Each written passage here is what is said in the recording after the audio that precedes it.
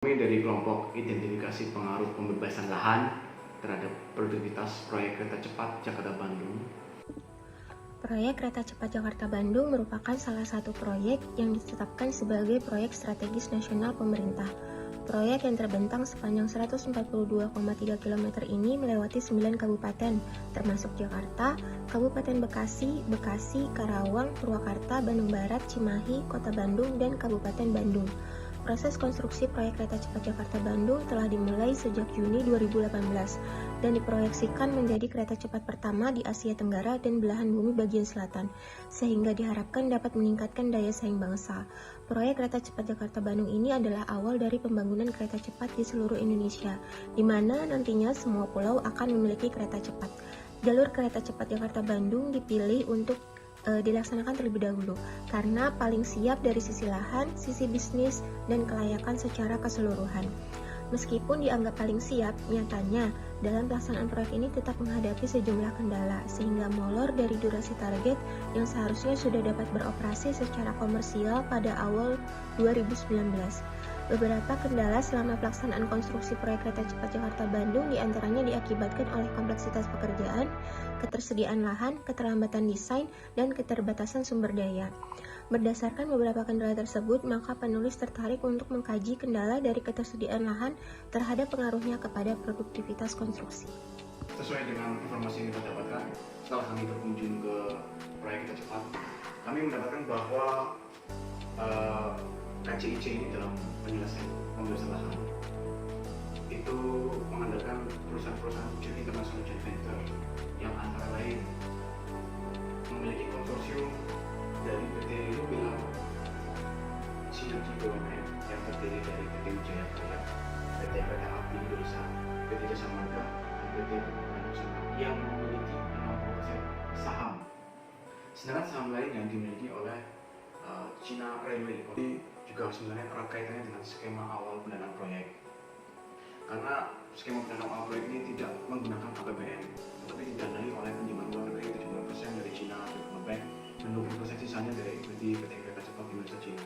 Terhambatnya pencarian dana pinjaman dari China Development Bank pada awal proyek ini menurut PT Direktur Utama PT KCIC di Lintago yang disampaikan dalam laman ekonomi Oxford, karena pihak China Development Bank mensyaratkan minimal pengadaan lahan sebesar 53%. Permasalahan ini sangat rumit karena jika terjadi keterlambatan usaha, maka dana pinjaman dari pihak China Development Bank juga tidak cair. Akibatnya PT KCIC memerlukan biaya yang sangat besar untuk melakukan ganti untung kepada masyarakat yang tanahnya terkena dampak dari penggunaan proyek ini.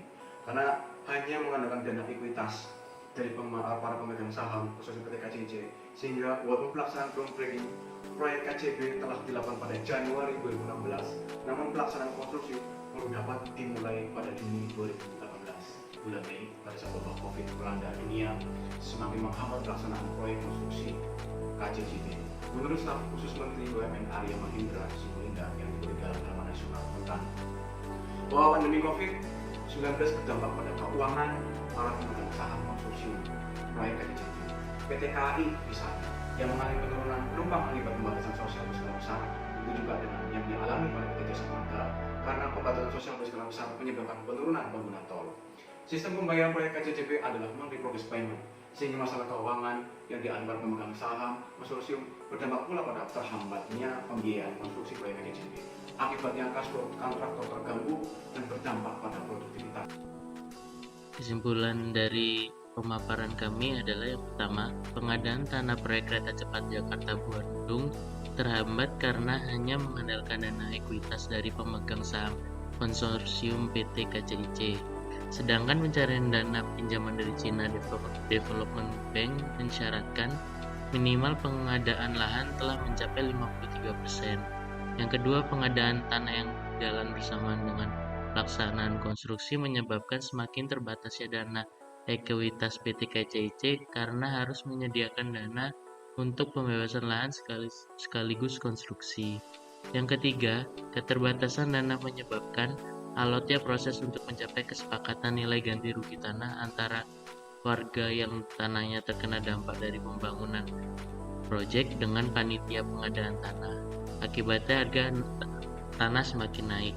Yang keempat, pengadaan tanah yang terhambat berdampak pula pada produktivitas proyek yang rendah.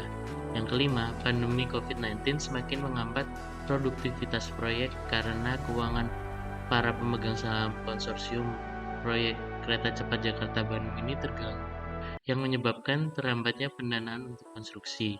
Yang keenam, terhambatnya pembayaran untuk konstruksi menyebabkan cash flow kontraktor terganggu dan berdampak pada produktivitas proyek. Pada akhirnya, meskipun pembahasan lahan telah selesai pada akhir bulan Mei 2020 lalu, progres proyek baru mencapai 78,76% pada bulan September 2021. Sekian pemaparan dari kelompok kami, terima kasih.